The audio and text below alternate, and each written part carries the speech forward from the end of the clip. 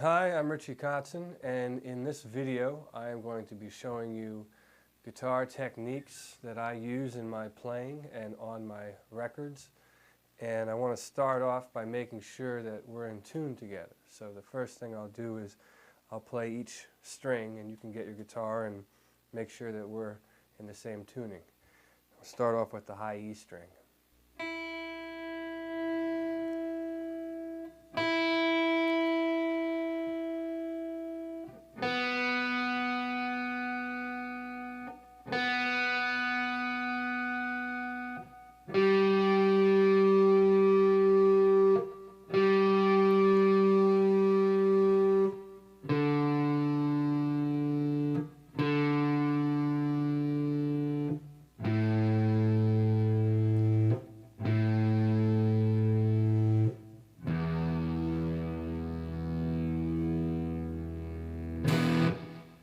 As far as my improvement, basically I've been playing the guitar for a long time now. I started out when I was 7. I started taking lessons officially. I was 7 years old.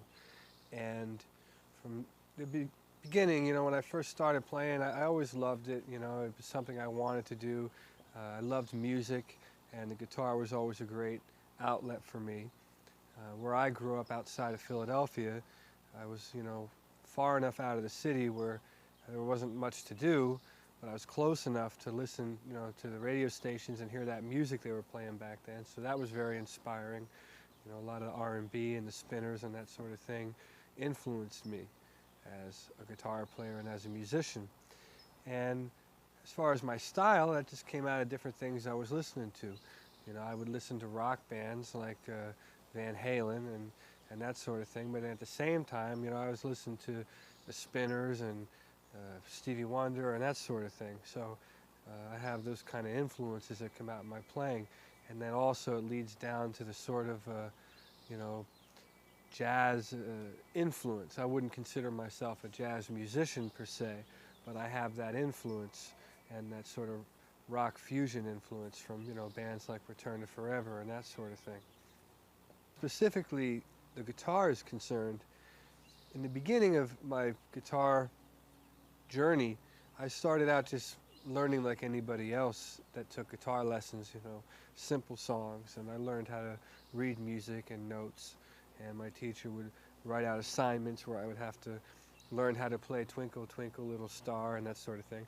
And then eventually it turned into him teaching me about theory and chords and how they related to each other and how scales related. And then by that time, I might have been 10 or 11, I started listening to records and listening to things that I liked, and I would try and figure them out. And that's kind of where the real evolution came, where I would like listen to an Al Di Meola record and try and learn something. And of course I couldn't play it nearly the way he could play it, but you know, it would develop my ear. Or I'd listen to a Van Halen record and try and copy Eddie Van Halen, and that would, you know, take me to another place. And then eventually I started playing in bands and playing with other musicians. I always tried to play with guys that were older than me and that knew a little bit more. So by doing that, I was able to learn from them and pick up on the things that they had already learned through their experience. And then I sort of would feed off that and then move on to the next. And I was lucky in the sense that I've always been able to get in positions where I'm playing with musicians that have had more experiences than me and been, you know, a little bit ahead, you know, down the line. You know, even if it's, and not always musically, not always like musically superior, but maybe they've played in musical situations that I've never been in, and I can learn from that. So there's always something to learn, no matter, you know, who the musician is. You can always pick something up. So it's good to pay attention to that.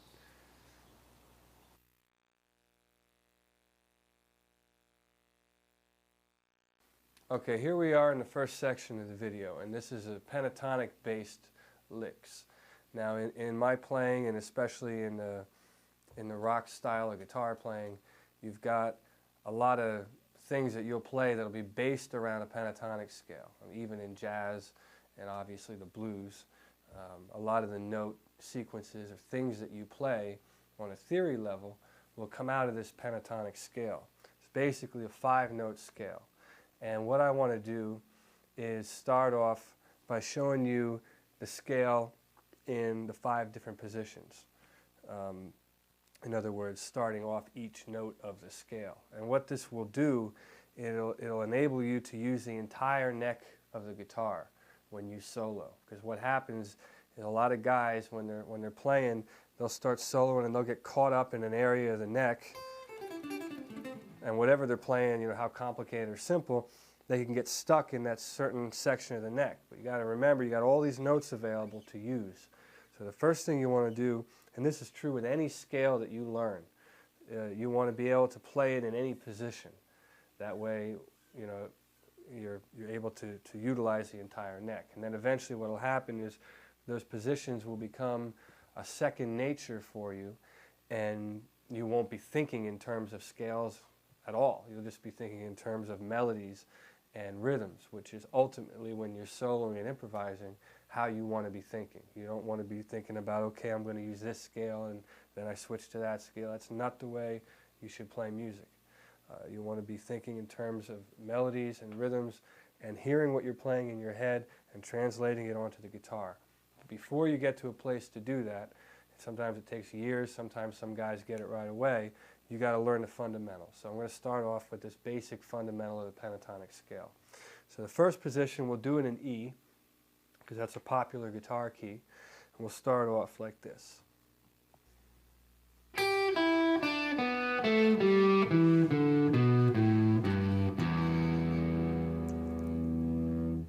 That's position number 1. We'll move on to position number 2.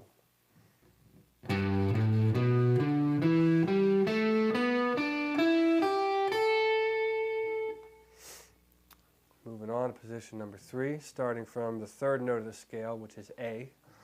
And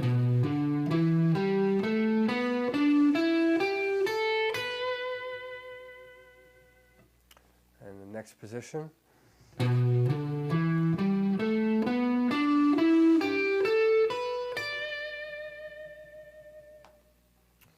Next position.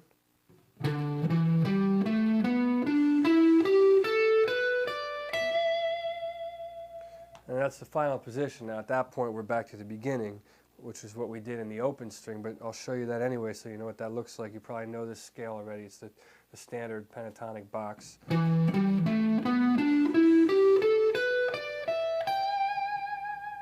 Now as far as the fingering, you know, you can finger it however you feel comfortable. I'm not one of those guys that thinks it has to be fingered this way, because sometimes you come up with your own way of fingering things and you can play things that you normally wouldn't have played. So, you know, you can go 1, 3, 1, 3, all the way and play the whole thing with these 2 fingers, or you can use your 4th finger.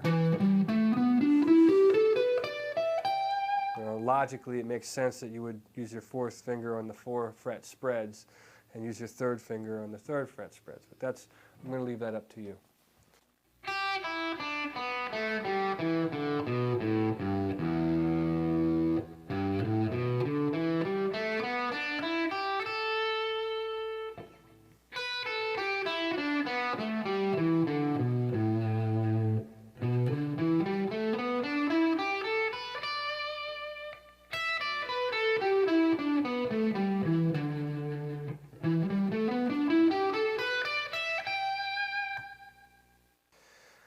All right, now what we're going to do is get into basic approaches for using this scale. And, you know, all the stuff I show you is going to be things that are more tied into my style of guitar playing, because, you know, I can only really show you what I know. So starting off, I'm going to demonstrate a pentatonic style approach. This is something that I use in one of my songs, on a song called Scared of You. And basically what I'm doing here is I'm going to use open strings combined with fretted notes, and what happens, it makes for a bigger sound. And basically what I'll just demonstrate a variation of this approach, and then I'll slow it down and dissect it so you can see exactly what it is that I'm doing.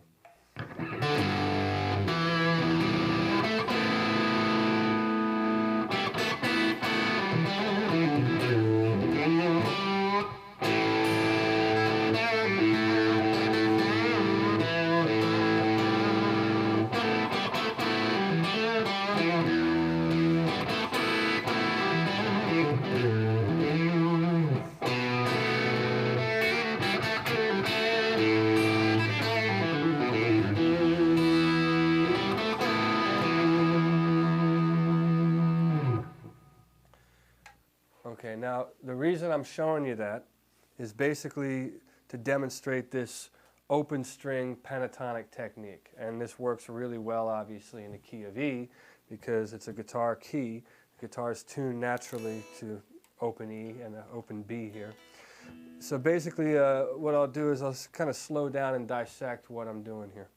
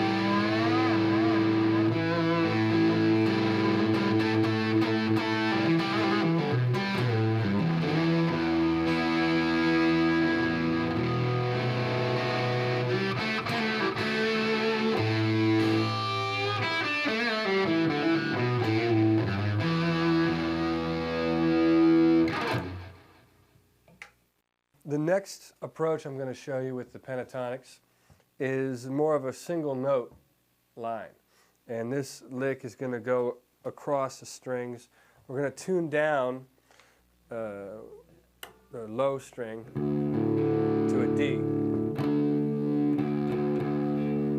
And this lick is off of another song of mine, actually, called I Can Make You Happy. And it's a real straight pentatonic scale lick. What makes it unique is the way the notes are phrased. They're sort of phrased and grouped in fives, in five-note groupings. 1, 2, 3, 4, 5. 1, 2, 3, 4, 5. And so I guess basically what I will do is play this fast, and then I will show it to you slow so you understand how to do it yourself.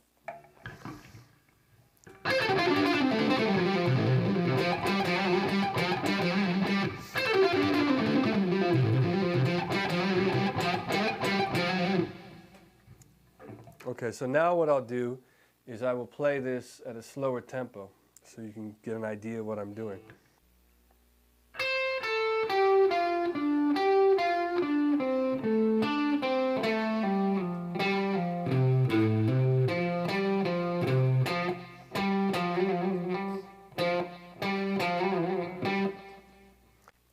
I want to talk to you a minute about the right hand approach on this particular phrase, the way I'm picking it.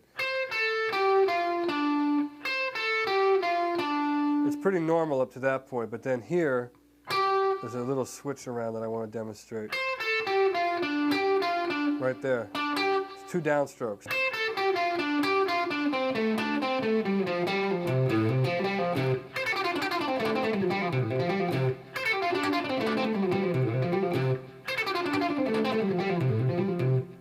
And at the end, I'm not really picking anything at the end. But the thing there is to catch how this action. Because that's where the accent's coming from. Here's another pentatonic-based lick that I use. This is more of a technique that I do, that I'll demonstrate. And I'll start out with a very simple explanation of it. And what it is, it involves barring and sliding. So you're sort of barring with your first finger. And for those of you that don't know what that means, that's simply when you play more than one string, you know, on the same fret, like that. So I'm barring. We'll start out in this position. I'm barring on the 12th fret, and so we're getting the notes B and E right there. And what I'm going to show you is this sort of a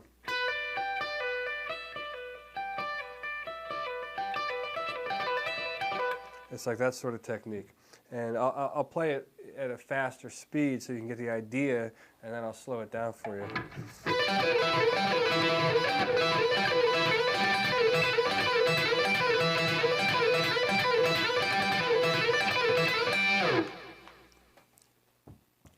Okay, so let me slow that down. You can see exactly what I'm doing.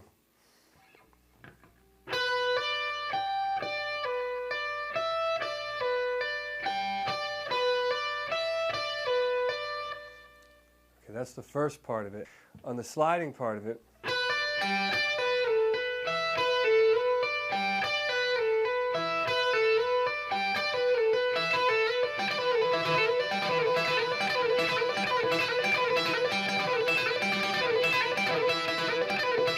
right, now what I'm doing here, when I get sometimes in these higher strings, I'm changing the pattern a little bit so it doesn't sound as you know, monotonous. And also, you know, you can take this all the way up and down the neck. Once you get a feel for this sort of thing, you can maneuver across the neck, which I'll show you as well. But I'll just show you moving up and down the neck.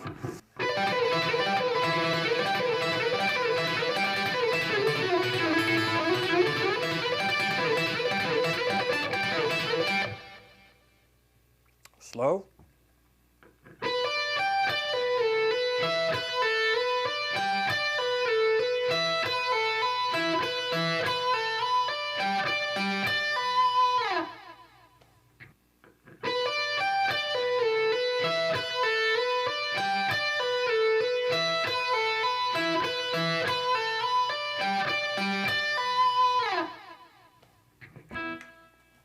All right, continuing on this sort of pentatonic barring technique, sometimes you know, there's other variations that you can incorporate, and one of the things I'll do with other fingers, free fingers, like my fourth finger in this example, say I'm doing this sort of thing that I showed you, and I'll play it slow so you got an idea what's going on here. And then I'll use my pinky to come up here and play other notes. So once I'm like that sort of thing.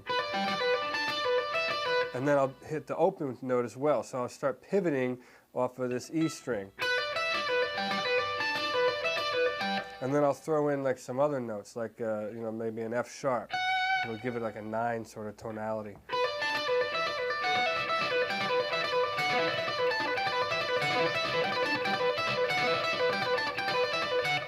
Turn it up.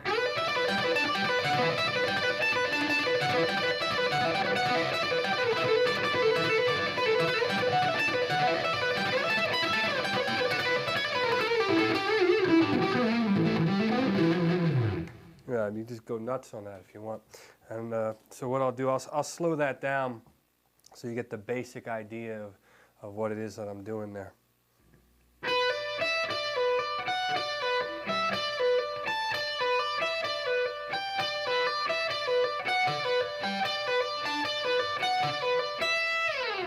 Okay, so now what we're going to do here is continue on with what I just showed you and apply that to more of this sort of barring, you know, pentatonic technique.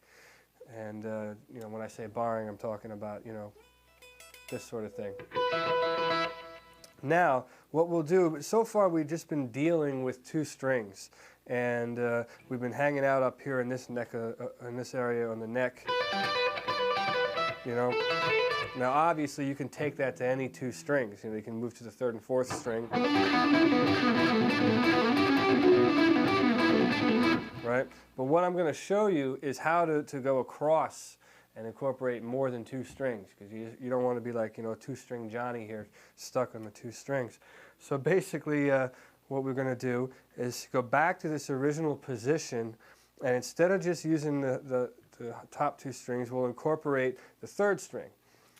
And I'm going to show you at a more higher speed how I utilize that, and then I'll break it down for you the same way I did the other licks.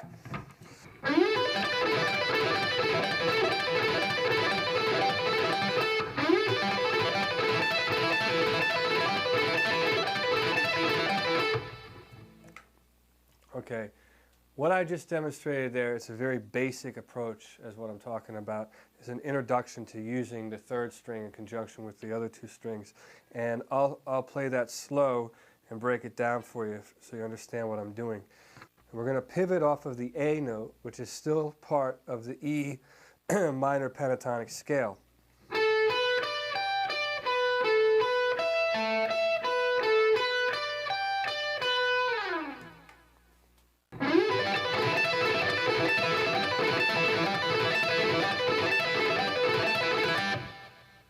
Slow.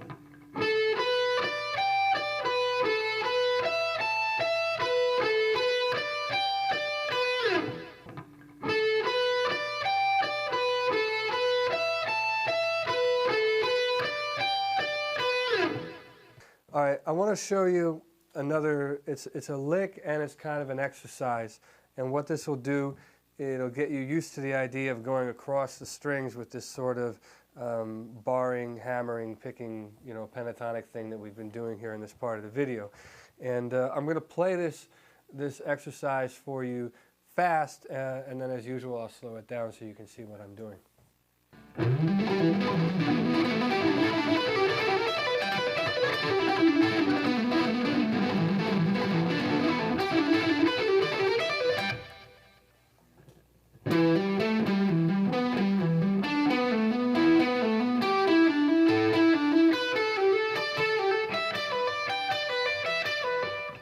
Coming down.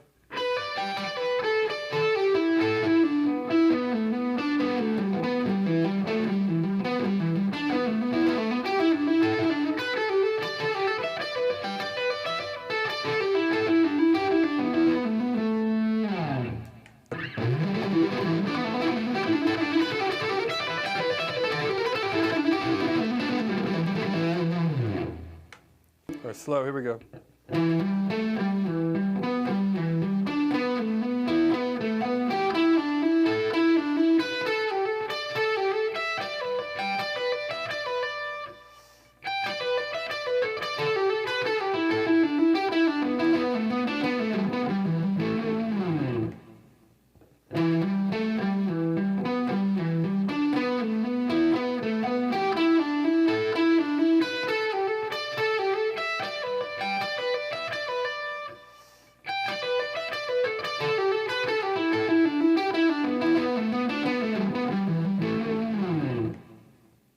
So now you have all those little pieces showing you, the basic essence of the technique and how I approach it. Now what we're going to do is put it into a more realistic type of a situation. Like I'm going to show you an actual lick where I use all those techniques, but I'm going to go all the way down the neck and use the whole neck and all the positions. Earlier we learned the pentatonic positions.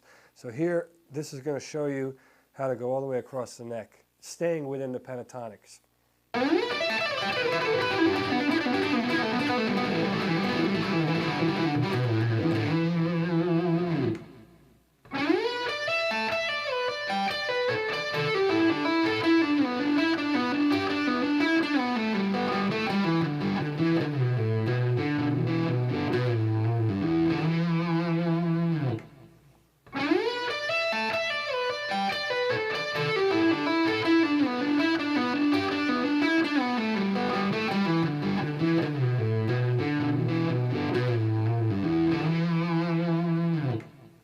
So far, I've showed you all this pentatonic stuff, and I've been trying to stick, you know, with the notes that are in the pentatonic scale, just because that's kind of what we're dealing with here.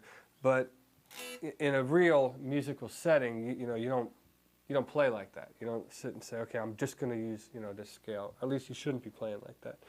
So I'm going to show you like an example of how I might, you know, incorporate that in a solo with other passing tones and that sort of thing. So I'm going to play like a lick that utilizes all those techniques, and then I'll slow it down and demonstrate it for you, so then you'll be able to really see, you know, see it in action. All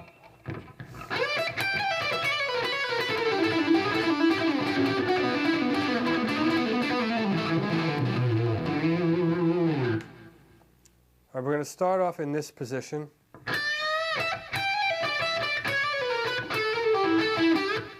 So that's like the front of the lick.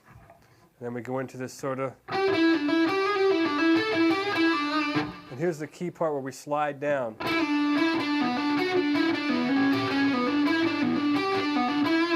And we're doing that sort of...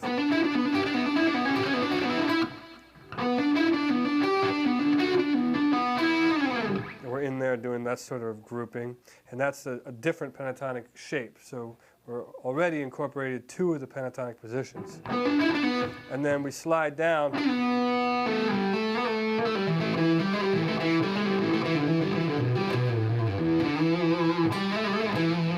So we're utilizing this. Then we're in here. Then we come down.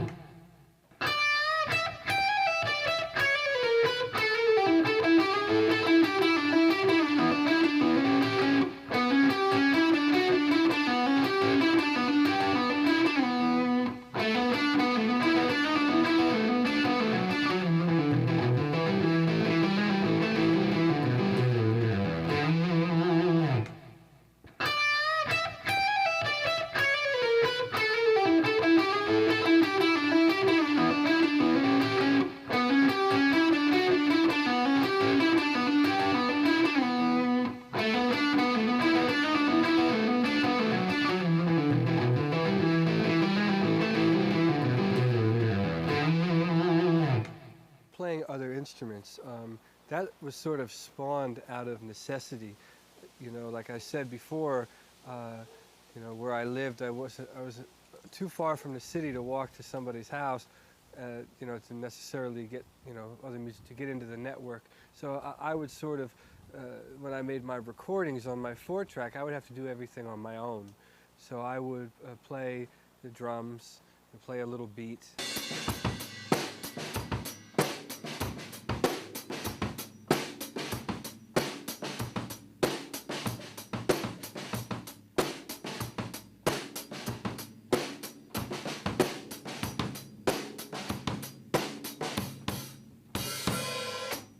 And then I would play a bass part and then overdub a guitar part.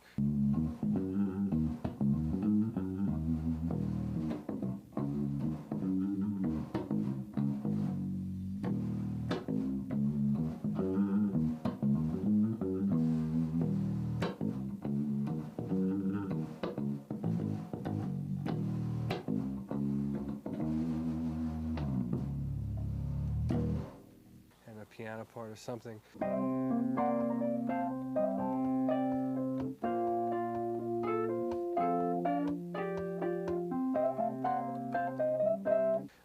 But you know, I don't consider myself, you know, a master at all different instruments. That's not how I see myself.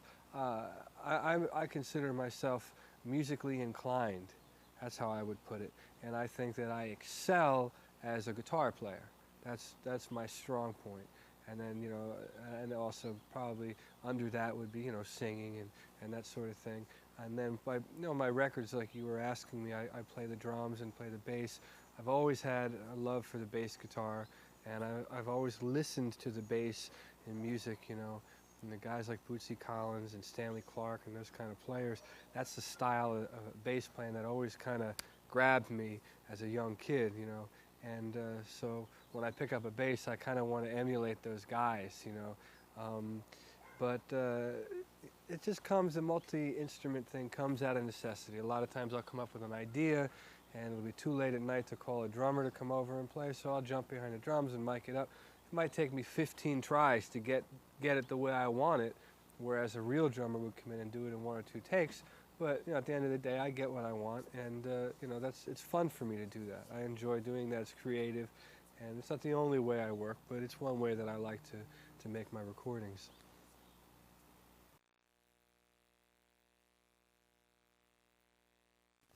This section of the video is going to be focused on arpeggios, and I use a lot of arpeggios in my soloing, and I have a few different forms that I'd like to share with you. These are a great way to get around the neck and in and out of complex chord changes. When basically what you're doing with an arpeggio is you're playing the notes of the chord. So for example, if you got a G major chord, playing the notes that are in that chord, which would be G, B, and D, and then the high octave, you know, G again. And then you repeat it. Like that.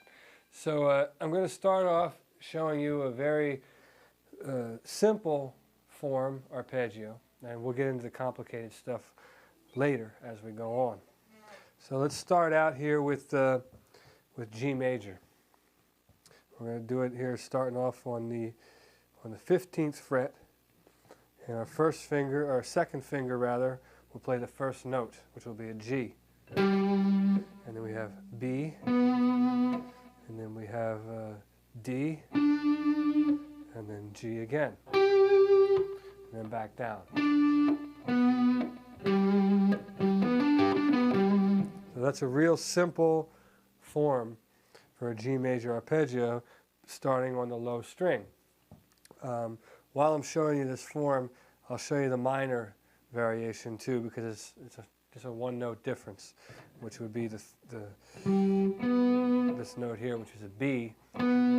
Just go down a half step to B flat. So you got G major, and you have G minor. It's a very simple way of playing an arpeggio. All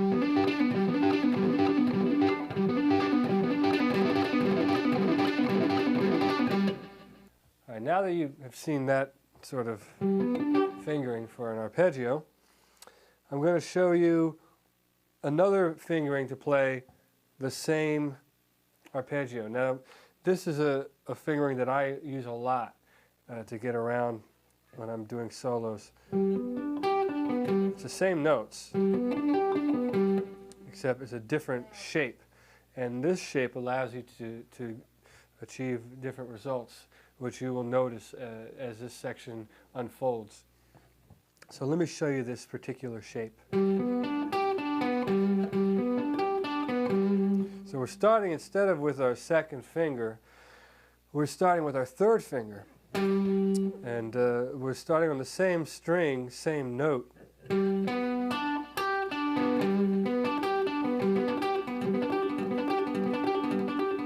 of course, if you want the minor note,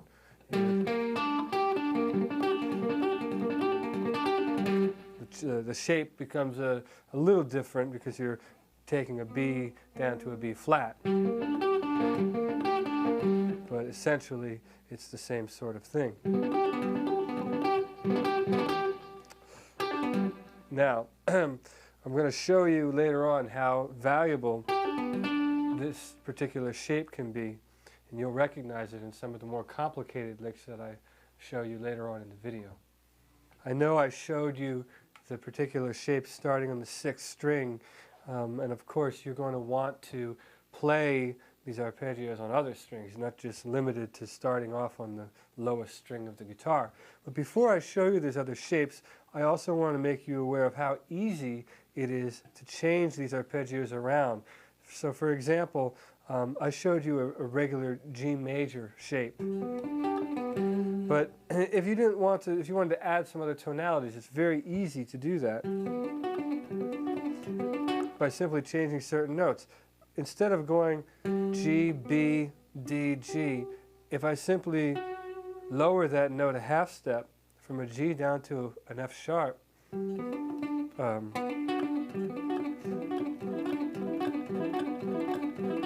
you have a whole new tonality just by moving one note. I can move this into a more comfortable place, which will be down here in C.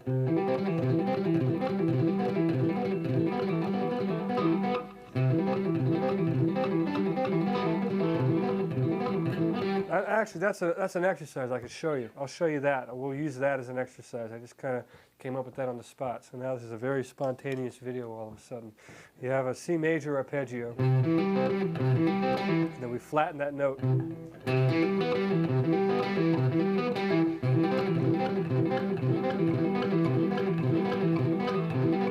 So I'm going to play that slow so you can see exactly what's going on there.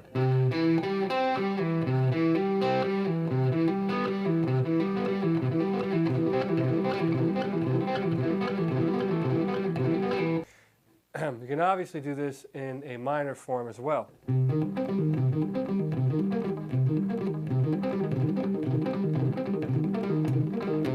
Right? So there's major and minor with incorporating major 7 and minor 7.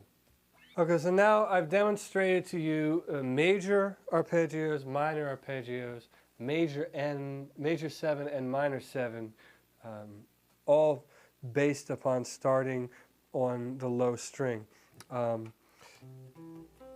And also, before I forget too, there's another, in the other shape, the second shape that I showed you that starts from the low string, this one, and we'll move it down to C major where we were a minute ago. You remember that shape I showed you earlier? Well, it's just as easy to make that like a major 7. And it's major 7 because I'm adding the 7th note of the, of the scale, which is a B.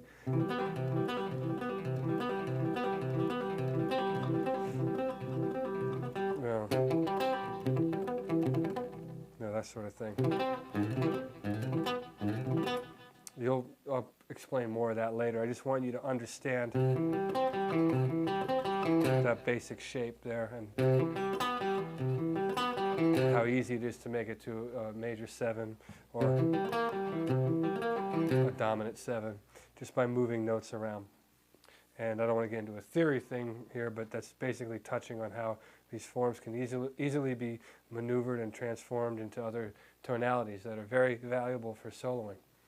I want to get us off of this lower part of the neck here. We so far have been focused on arpeggios that are starting on the low E string. To do it to play them starting off of the next string, the form and the shape doesn't change. See?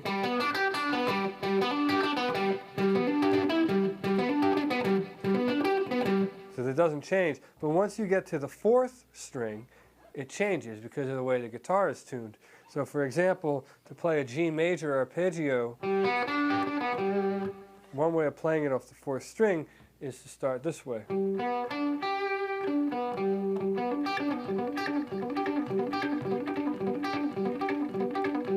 And then to make it minor,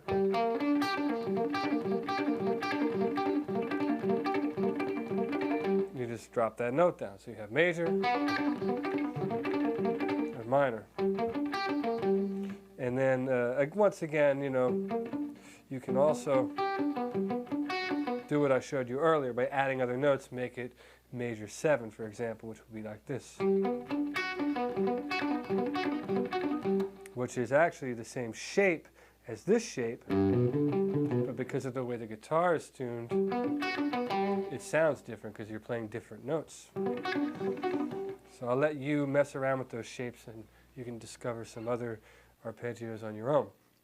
And also, you can start off playing from the 3rd string, so you're not only limited to starting from the 4th and the 5th and 6th string, and those shapes change once again. And let's keep this consistent, we'll keep it in G major, and I'll show you another shape. That's basically a G major arpeggio. We're not starting on the root though, we're starting on the 3rd string, but we're actually starting off of the 5th degree of the scale, which is D. So we have this sound and that shape. And to make it minor, once again, you simply drop down the 3rd. And you have a minor arpeggio. If you would like to play the arpeggio starting from the root, then that's a whole other shape off the 3rd string. And you would have to move up to G on the 3rd string, which is at your 12th fret. And you would play this.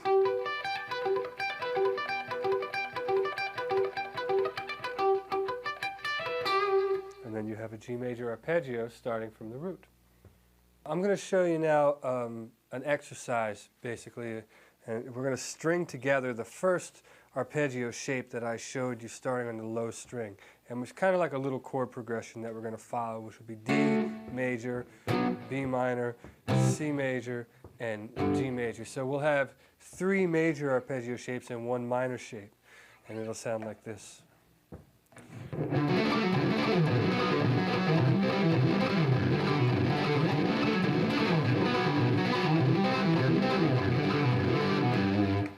Okay, now I'll slow that down so you can hear what it is that I'm playing. And sometimes it's hard to play that real clean, so what you want to do is practice it slow, which sounds like this.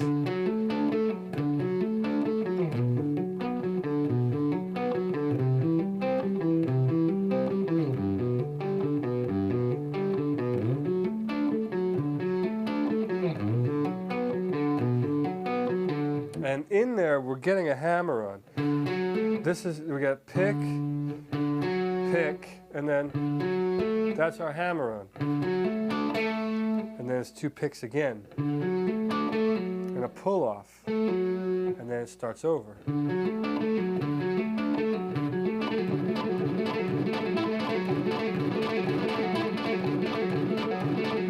And actually, we find a lick in there, don't we?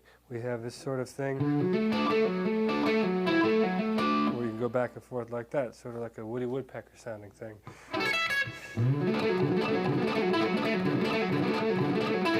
And then once again, you can speed it up.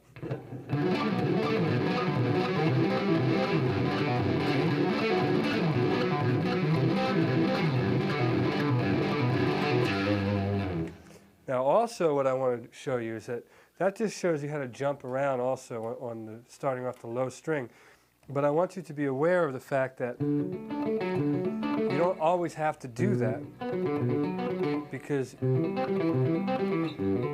have all these other notes that you can utilize. And for example, you can start off on the D here. I'm showing you how to play this lick, you know, all starting off the 6th string, but these positions don't change when you go to the 5th string. So I'll show you how to go from D major to B minor without having to make such a large jump, and that would simply be by moving this D major down here. It's the same notes in the same octave, but now when you go to the B minor, you don't have to jump as far.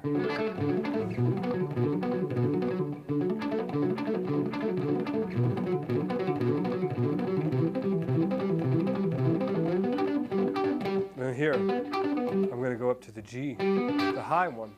So you can maneuver and, you know, move these around. That's basically a good little exercise for you to practice to get familiar with that sort of playing style.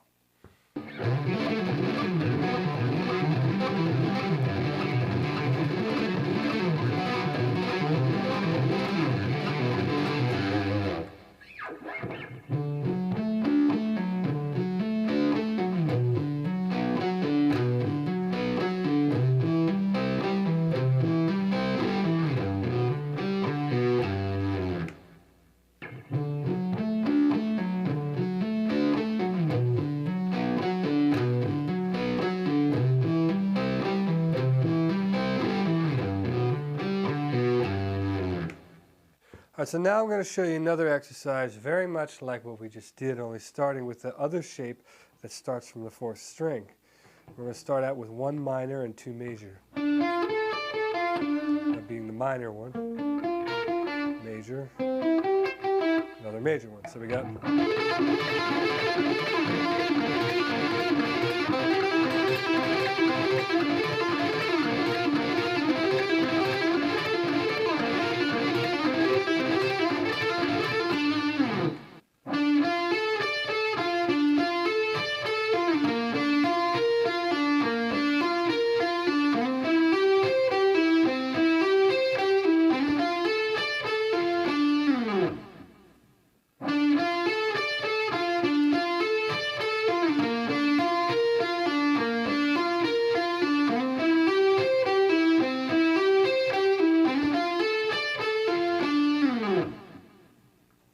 and we can do that same sort of thing on the higher strings as well.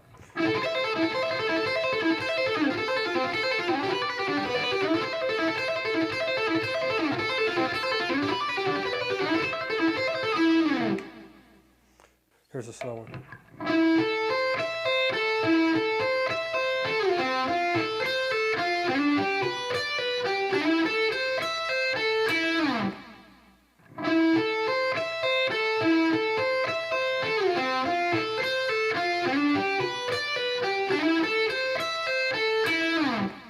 Okay, here's another exercise for these arpeggios, and it shows you how to take them across the neck. And the final shape, the way it ends, it's a new shape that I haven't showed you, but it's still another way to play a G major arpeggio. And I'll show you that shape first.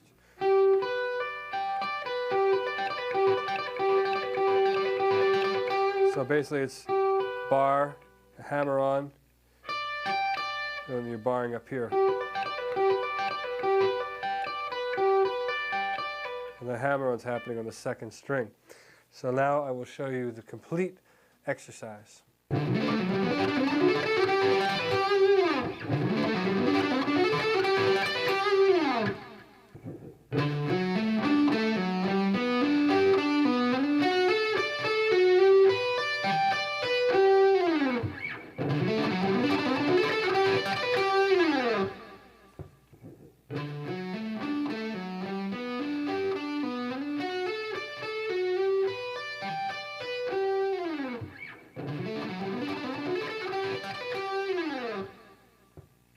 All right, there I just showed you a major exercise. I mean major as in major third. That takes the arpeggios across the strings. Of course, you can do that in a minor way as well, and I will demonstrate that for you.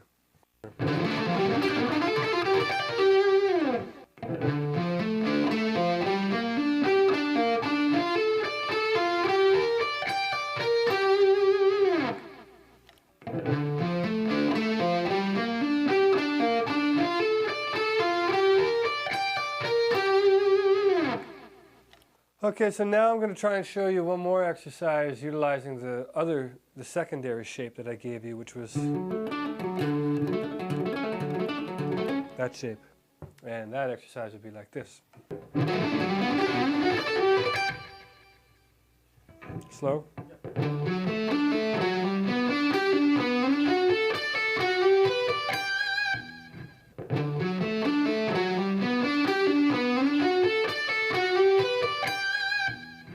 So now I'm going to show you a more advanced sort of exercise technique involving arpeggios, and it's kind of like linking them together in a chain. And we're going to go over a chord progression. So you would have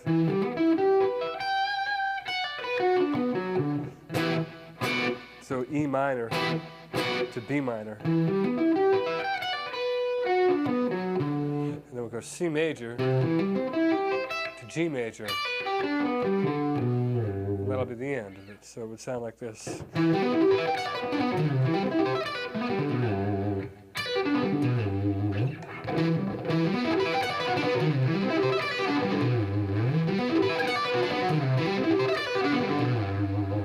And what I'm doing there is incorporating two techniques. One is sweeping across the strings, and then the other one is hammering on. And when you combine them, it kind of sounds like what I just did.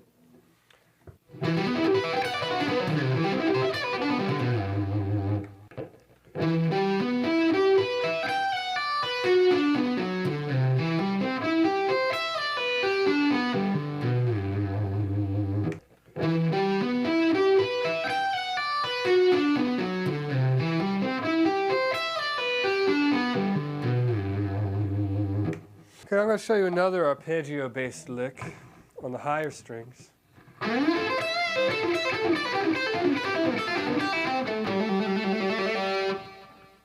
And slow.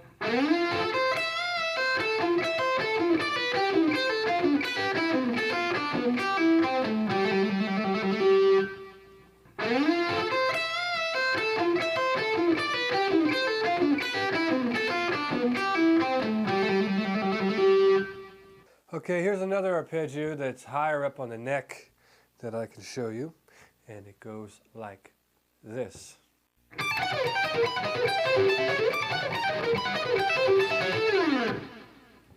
Slow.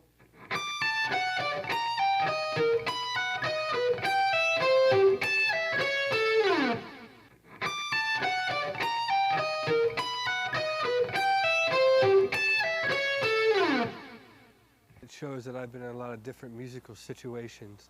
I've been in situations with bands and then also as a solo artist where I'm making my music. I think that the nice thing I can say about being in a band situation when it really is a band, a real band, when everyone's contributing, which was the case when I was in been in only 3 bands, but the 3 bands I've been in, it was that kind of situation where everyone would come in with ideas and we would all contribute. That's a cool thing because the end result, you get something that you would not have ever been able to get on your own. You're getting contributions from all sorts of, different angles. Like in one band I was in, Vertu, Karen Briggs was a violinist, and she would come up with all kinds of great ideas that were coming from her perspective, which to me was new because I had never been in a band with someone that played the violin. So I didn't, it was coming from a different angle for me. And I loved it. It was great.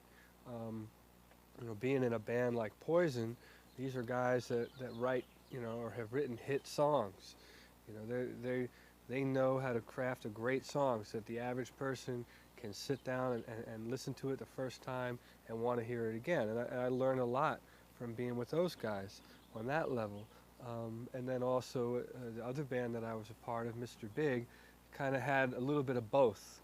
They had the element of how to write a song that was a hit, like a To Be With You type of song, which was a big hit for Mr. Big.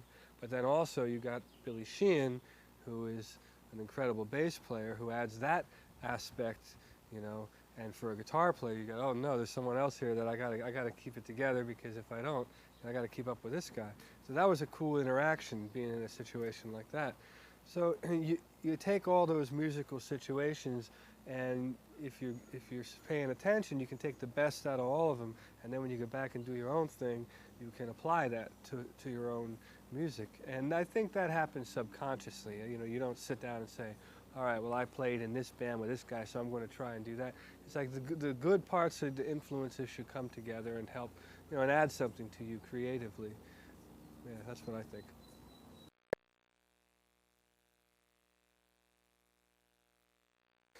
Okay, this section here I'm going to show more scale-oriented licks. I'm also going to demonstrate some exercises that will help your legato technique and strengthen your left hand.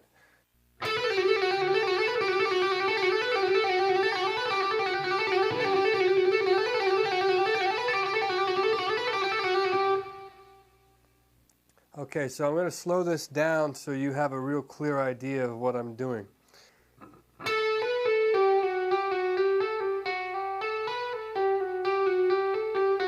So it's...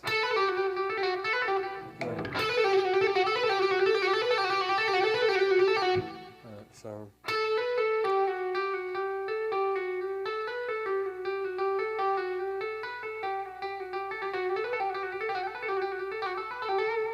And so what's happening here on this lick is I'm incorporating a slide to actually play the note as well as a hammer-on.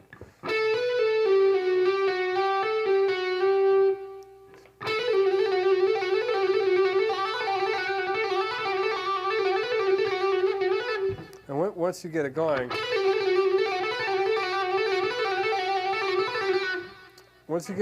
you don't pick it at all. You know, it's just strictly depending on the strength of your left hand to hammer on those notes and pull them off and slide in and out of them.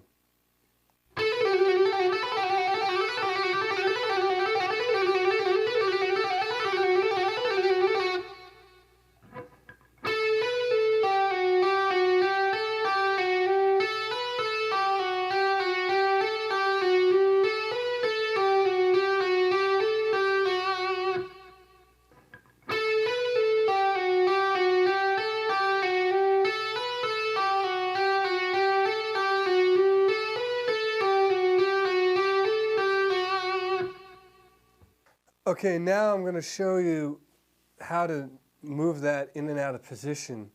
And we're going to stay on the same string for now, just to keep it simple.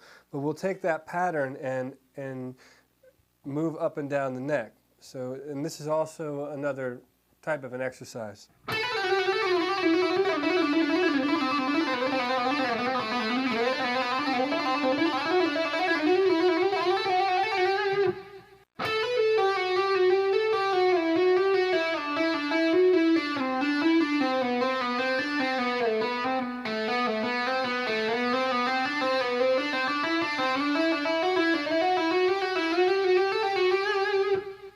Now, one thing I want to explain about that sort of thing that I'm doing, call attention to the fact that I'm sliding in and out of notes.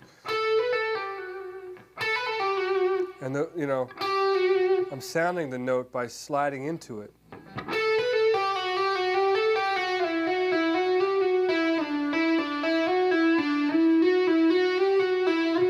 See?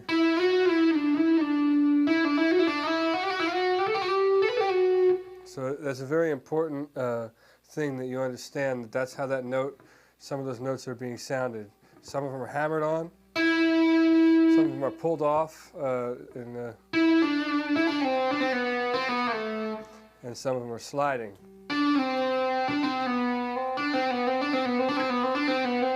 Actually, I want to show you one more exercise, even simpler than what I've showed you already.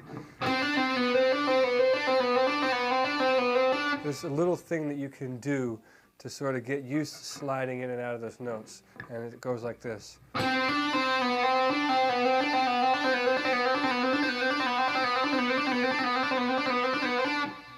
And you can practice that over and over, and that will help you get used to that sort of motion.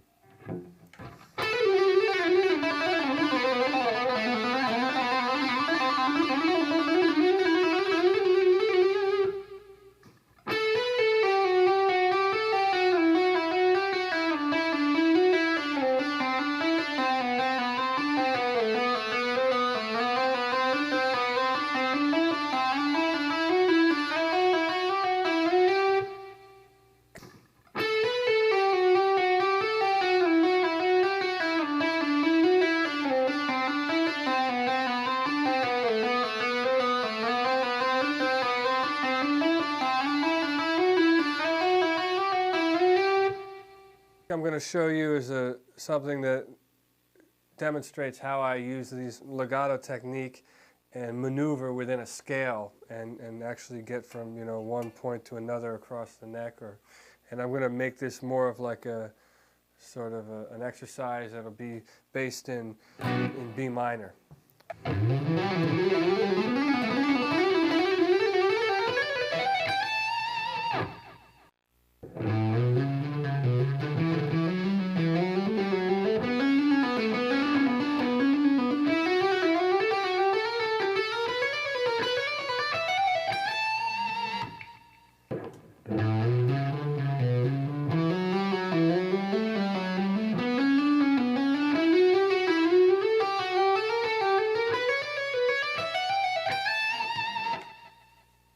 I'm going to show you basically the same lick, only in a different key. It'll be like based around A major.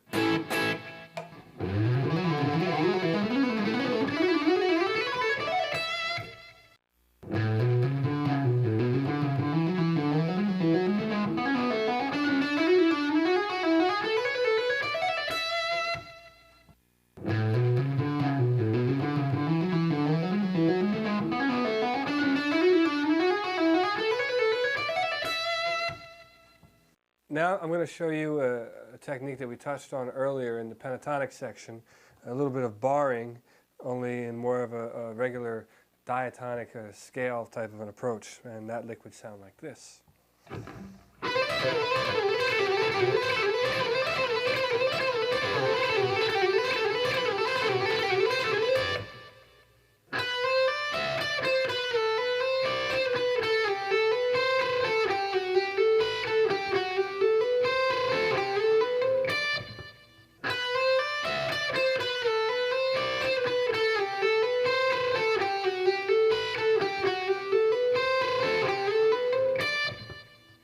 Okay, so now what I'm going to show you is a lick that incorporates all the techniques that we talked about in this section, the sliding, the hammering on, and moving across the strings.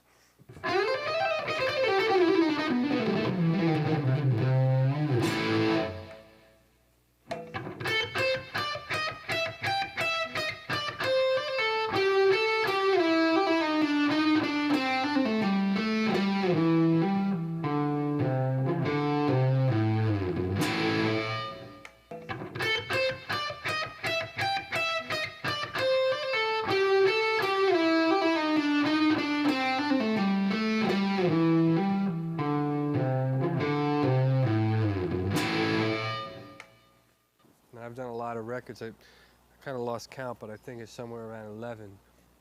I started making solo records when I was 18, so I had a lot of time to experiment.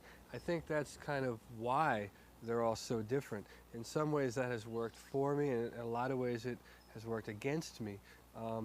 But I think what it is a documentation of my evolution, per se, as an artist or as a musician. On my first record, it was strictly about the electric guitar in more of a heavy metal approach, but like a hyper extended heavy metal, like really complicated, difficult, not ordinary. The average guy playing guitar wouldn't be able to play a lot of that music. That was the idea behind the record that I made, the first record, and there was a couple guys like myself that were making those kinds of records back then, and the idea behind that kind of music was for it to be heavy and aggressive, but very sophisticated, so that the average person would not be able to play those songs. That was what we were trying to do. And people like me and Jason Becker or Marty Friedman, that was the objective back then. And then after you do a record like that, or one or two, then you move into other things. For me, I kind of went back to wanting to be a singer and write songs, and I tried to do that on my second record. I probably wasn't as well versed in that area because I didn't devote as much time to it. But then after a while I started getting into that sort of thing, and I was more interested in singing than I was in playing the guitar. So by the time I made my fourth record, I was more focused on my songs and my lyrics and stuff I wanted to say artistically with my song, not so much with my guitar.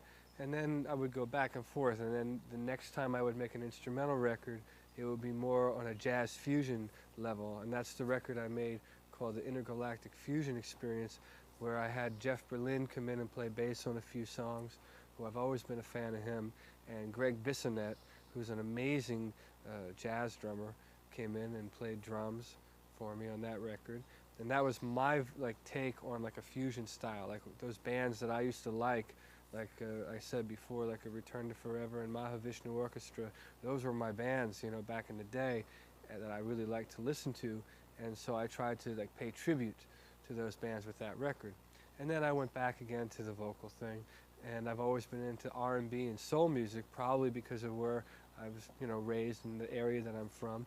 And so I would try to pay homage to that music, and I did Wave of Emotion, which was a rock record, but it had a lot of R&B influence, and it was my thing.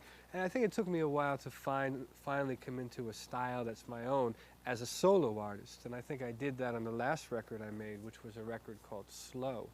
And on that record, I think I really was able to combine all those influences that I have been into, like the jazz and the hard rock and the soul music and, you know, the blues-oriented stuff.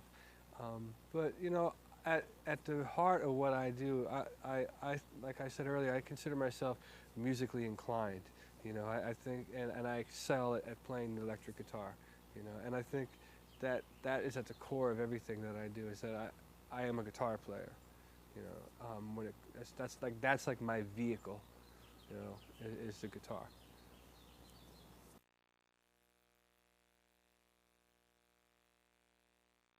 All right, this section in the video, I'm going to show you some combination licks. And what I mean by that are some licks that combine the techniques that I've showed you in the beginning of the video.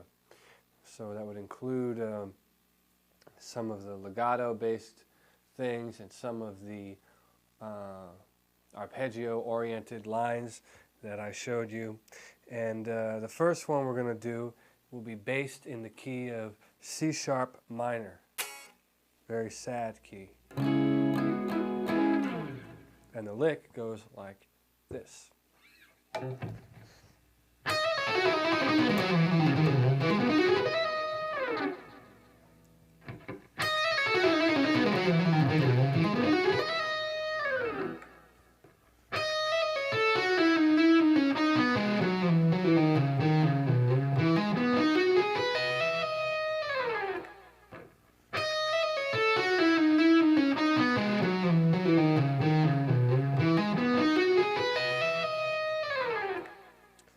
I want to point out a few things on this particular line that I've showed you, and that is in the beginning, this sort of thing, I happen to use a lot. Here we are sliding, which is what we talked about earlier in the legato scale-oriented section. And here we're doing a bit of an arpeggio. Once again, coming up, we're starting off with a C sharp minor style arpeggio, and we're adding a seventh, so it's like a minor seventh arpeggio at this point. So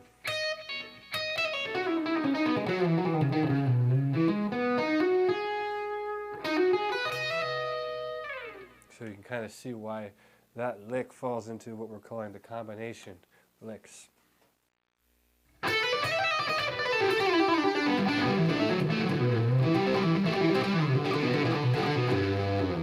Okay, that lick that I just played combined a few things. It combined the initial legato-oriented thing that I showed you earlier, and then I come down here, and we see that arpeggio shape that I warned you about earlier in the video. And then we go back to the first arpeggio that I showed you, going from C to G major.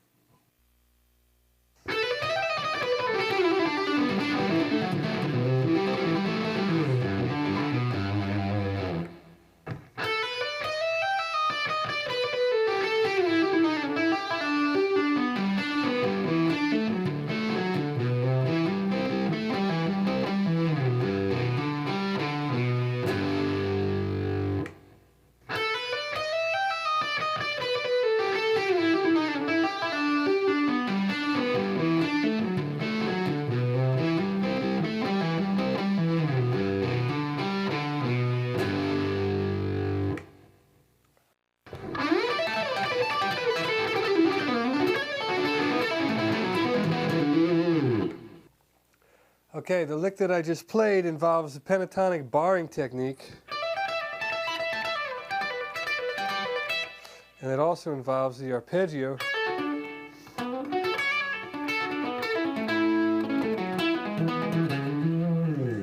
and it involves sequencing the arpeggio.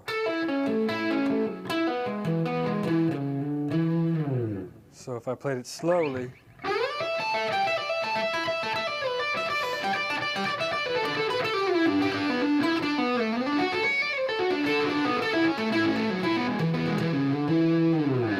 have something that sounds like that.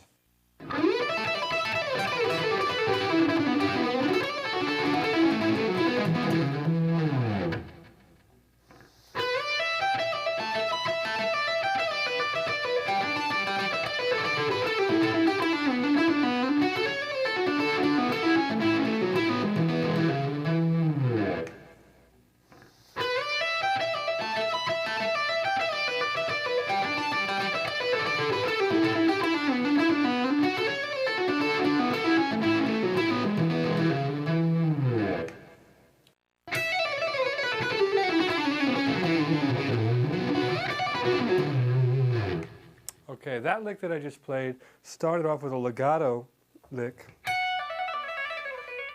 which I showed you earlier, and I worked my way through B minor, hammering and sliding, which is another technique I showed you, and I slid down into a B minor arpeggio.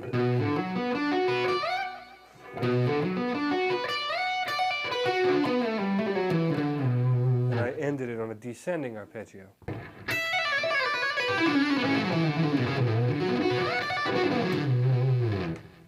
Slowly.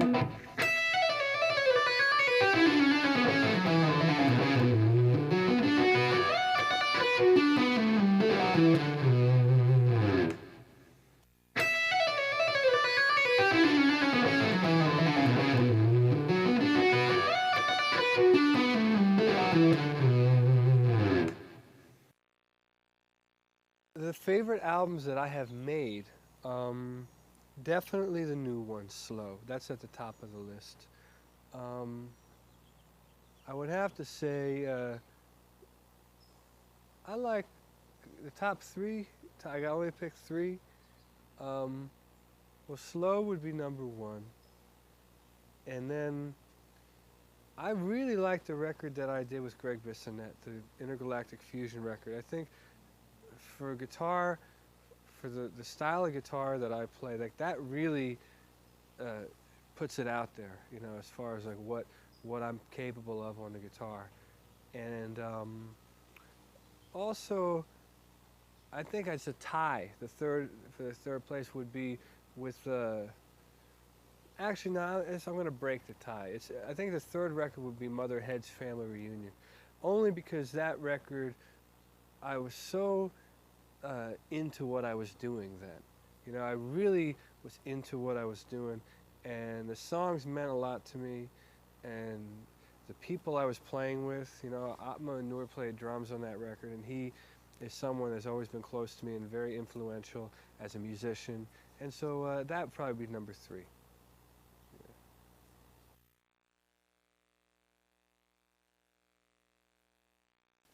All right, in this section I'm just going to show you a few more guitar licks that I use, some things that I like, stuff that I've used on records, and that sort of thing. That's why it's called favorite licks. The first thing I'll show you is sort of a wide interval line that I use this type of thing a lot in my playing, and it goes like this.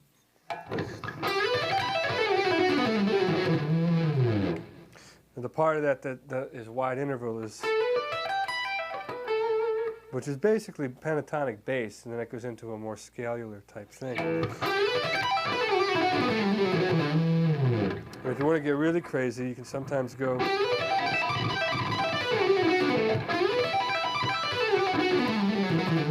you add that extra note up top. It's another trick. And I'll play that slow so you can kind of see what I'm doing.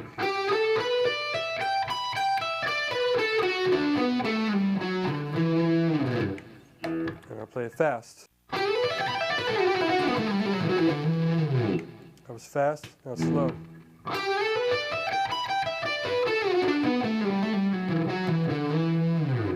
That's slow.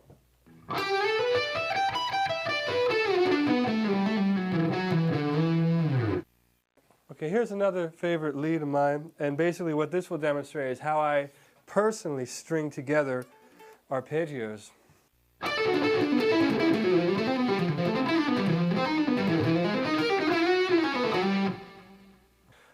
As you can hear in that lick, there's some kind of bebop influence with some of the chromatic stuff in there, and I'll play it for you slow.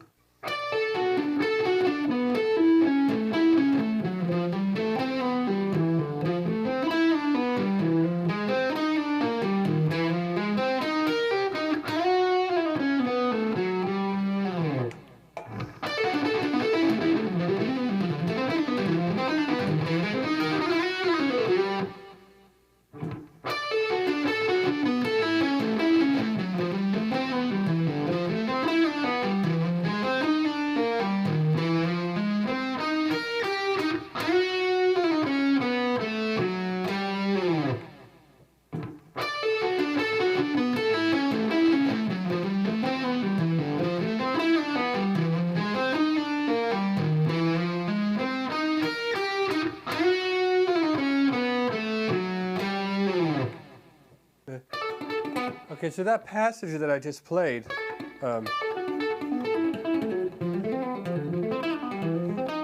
that sort of thing, that's kind of a part of a solo piece that's on my record.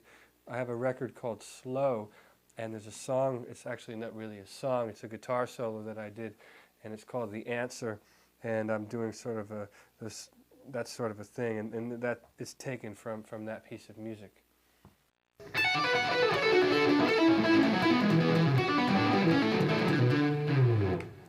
Okay, that lick that I just played is another arpeggio style of lick, and it's also taken from the same piece of music from the same record.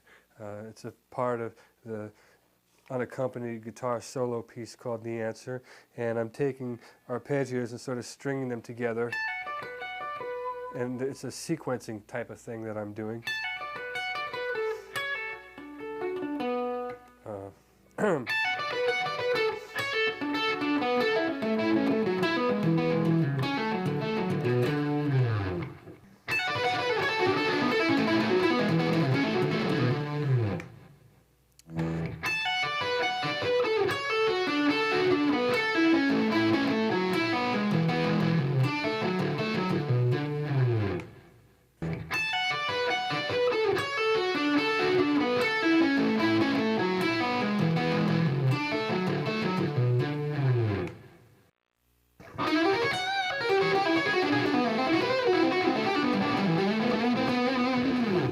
Okay, that lick is a very typical kind of thing I would do, even though it sounds kind of bizarre. It's based over a B minor chord, and I'm kind of choosing some sort of outside notes to give it a certain tonality, almost diminished sound. I do a lot of things where I bend,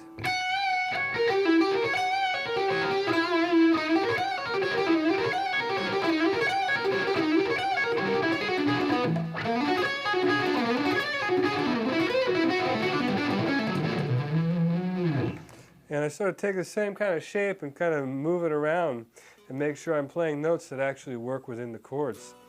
And it kind of creates a cool effect. So I will play that slow for you so you can see what I'm doing.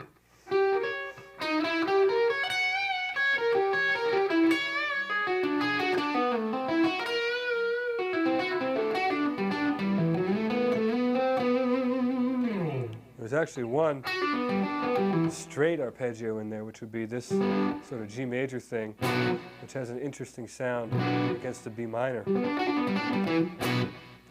And that's the lick.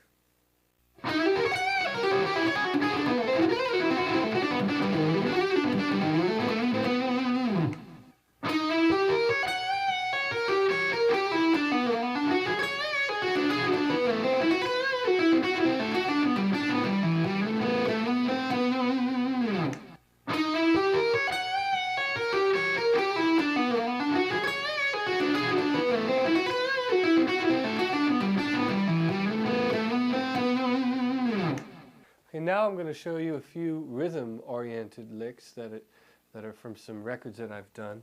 And the first one is from Motherhead's Family Reunion.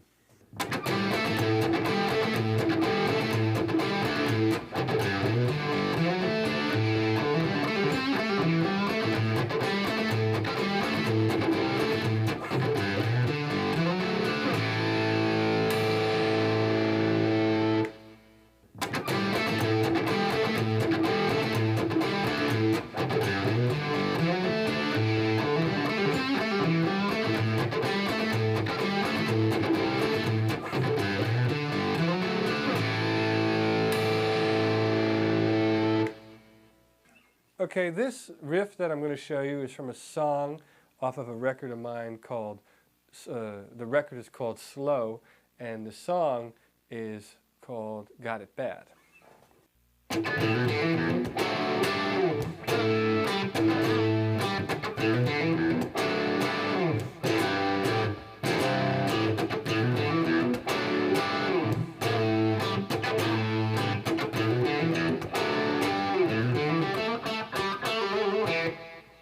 Okay, so that lick incorporates a few typical Richie Kotzen rhythm moves, and what I would call typical is this sort of thing,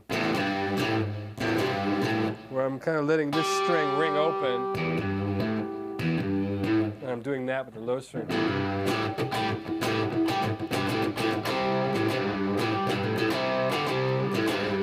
I do that sort of thing a lot, and I do a lot of things where I move the bottom of the chord. I make sometimes like switch around in sort of different ways where I'll put the third in the bass.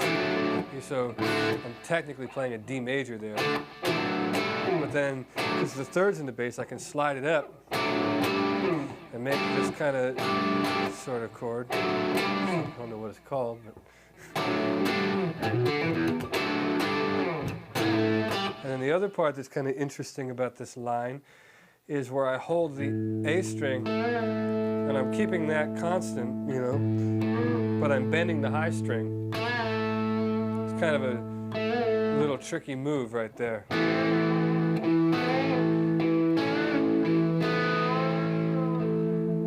can do all kinds of things there, like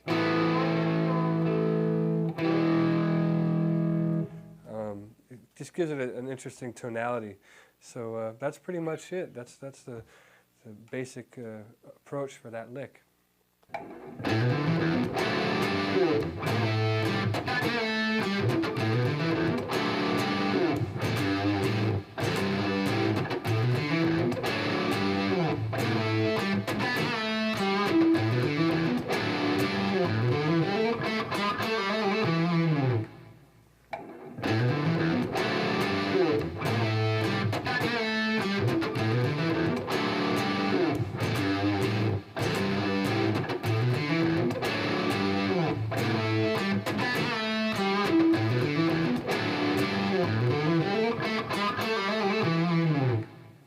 This lick is from a song on my first record called Squeeze Play, and it's based on the odd time signature, and it's also using open strings, kind of an interesting riff.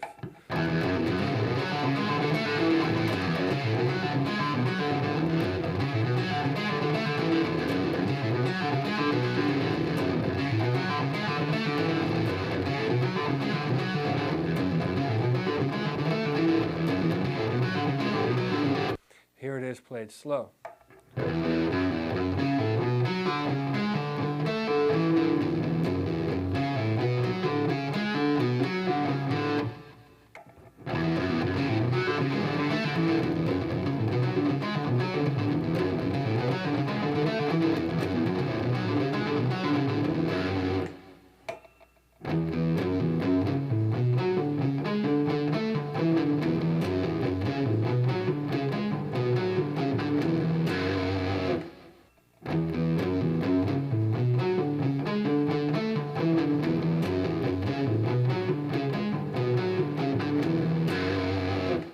Here's one more rhythm-oriented lick that's from a song of mine called Socialite.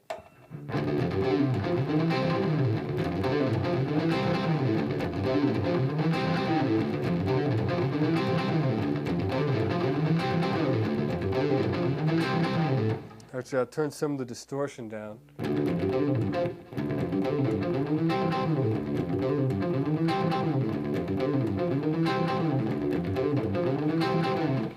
It's a very difficult line because you have to play it on guitar and on bass. So whoever's playing bass there has to be able to keep up with the guitar lick.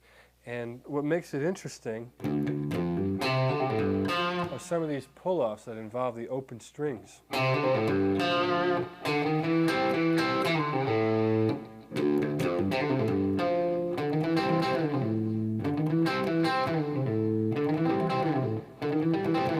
Now when you play it fast, That part almost comes off as a gliss, but really what's happening there is that.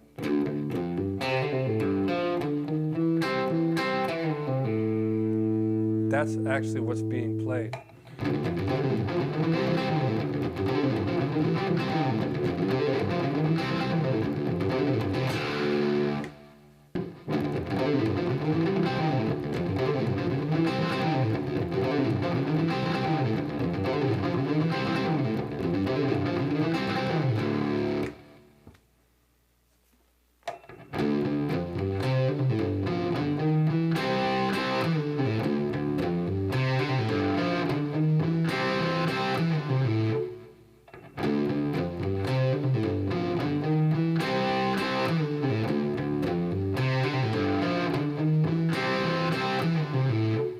My three favorite records from other artists would be Stevie Wonder, Talking Book, because that record I remember as a kid. My mother had that record, so I always had it on a turntable. I got that on vinyl. So Stevie Wonder, Talking Book. Let's see, what other records did I listen to a lot? There was a Black Sabbath record that I used to play all the time, and I don't remember the name of it because it was a double album, and when you open it up there was a woman inside of it in a coffin. I think it was called We Sold Our Soul for Rock and Roll. I think that's the record, and it had the song in there, had NIB on there. It must have been like a greatest hits. It was some kind of record. It wasn't like the record that was the original record that they had all the songs, because NIB was on there, Sweet Leaf, and they had the song called Changes. I'm going through changes. It's a really cool song on the piano. So that record I used to play all the time. And let's see, third record. Oh, I know what record I used to play a lot was an Iron Maiden record, Number of the Beast. Yeah, I used to play that record all the time. That was like in my heavy metal stage. I'm just thinking of records that I played a lot, you know, and totally different kind of records I just named, but yeah, those are the ones.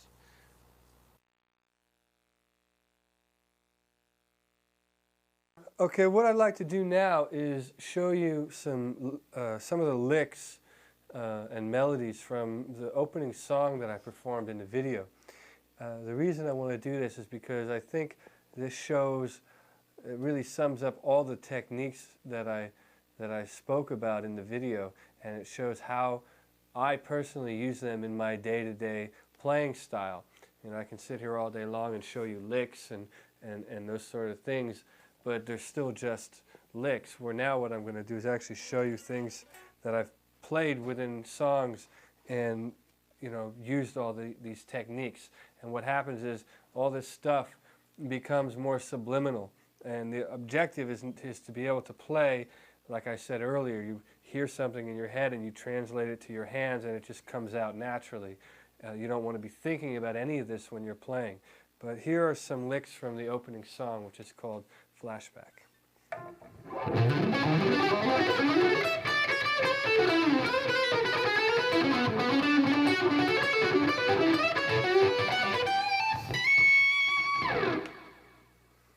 Okay, so I will play that slow for you. So basically what I'm doing here is using the major 7 arpeggios that I showed you earlier. And I'm just following the chord progression. D major 7, G major 7, C major 7. They spell out the chords.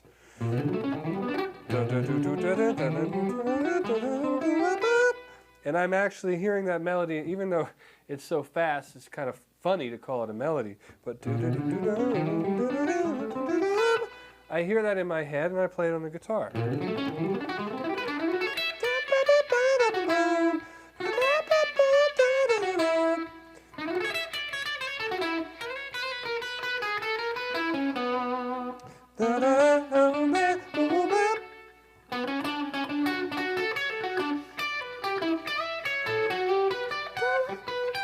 So I can't sing that high, but you can see where I'm going with this.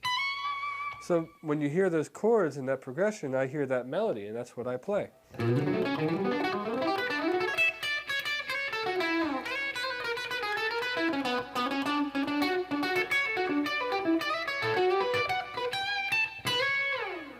that's the whole introduction, and that came about by hearing the melody. And because I've learned all those shapes and fingerings, I instinctively, when I hear the melody, know where to put my fingers. And that sometimes can take years to be able to develop that. But like I said earlier, everybody's different. So, the more time you spend with the instrument and the more time you spend actually listening to what other people are playing, that will enable you to play with people and hear these melodies and be able to play these notes that oftentimes are less typical than just playing a standard scale and playing off of a scale. That's the kind of thing that I try to discourage.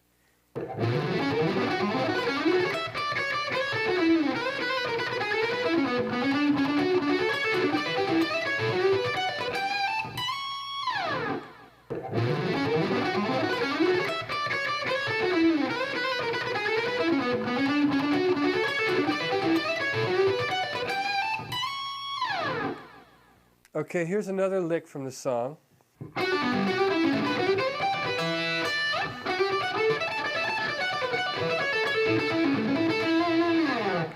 Okay, actually I probably shouldn't call it licks, but a passage. And the reason I'm showing you this one is to see how you can kind of move these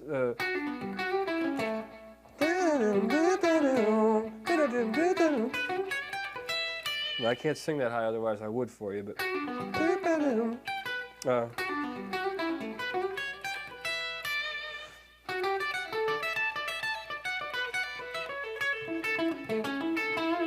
see, I'm using all those kind of arpeggio shapes and those notes that we talked about, but when you play them as melodies, they don't sound like scales.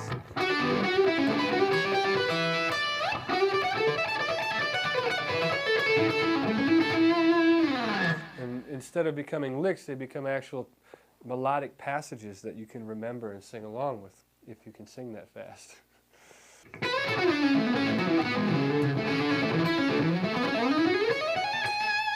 So that passage there that I just played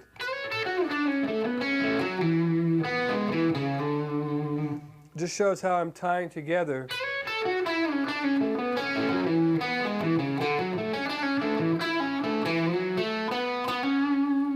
just totally tying together all these different shapes.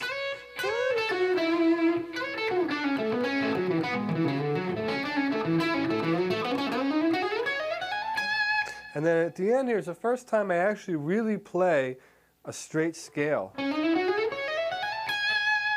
And that's more for effect than anything, and it also is for me to get from point A to point B. And it's just an expression there.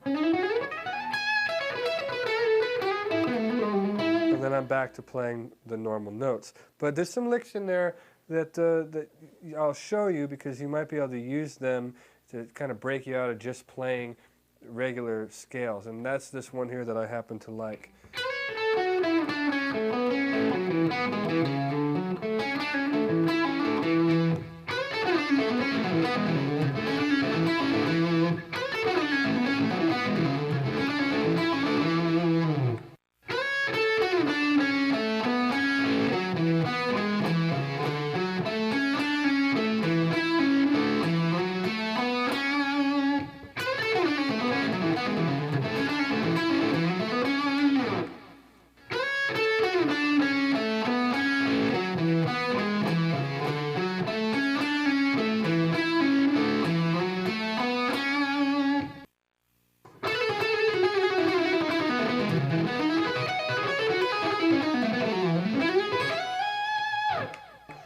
Okay, that lick that I just played is sort of like what I play at the end of the solo in this song, and it's my reason for showing it to you. It does combine some of the things we talked about earlier, the more scale-oriented things into the arpeggios. And it's more, when it's played as a stream of conscious, as a complete thought, you don't realize, oh, I'm playing a scale, or oh, it's an arpeggio. But by showing it to you that way, you can see how they all kind of mold together and become just a playing style.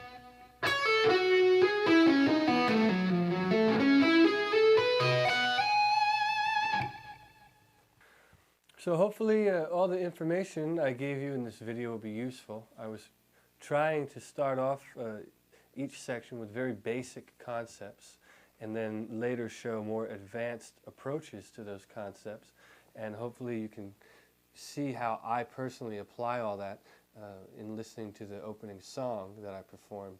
And that's it. Probably the next time you see me I will be on stage somewhere performing live. And that's it for now. So thank you very much for buying this video and spending the time. I had a great time making it, and I hope to see you out on the road sometime soon. Thank you. All right, so everybody's got their heroes, right? And the only way to get as good as your hero is to practice, practice, practice.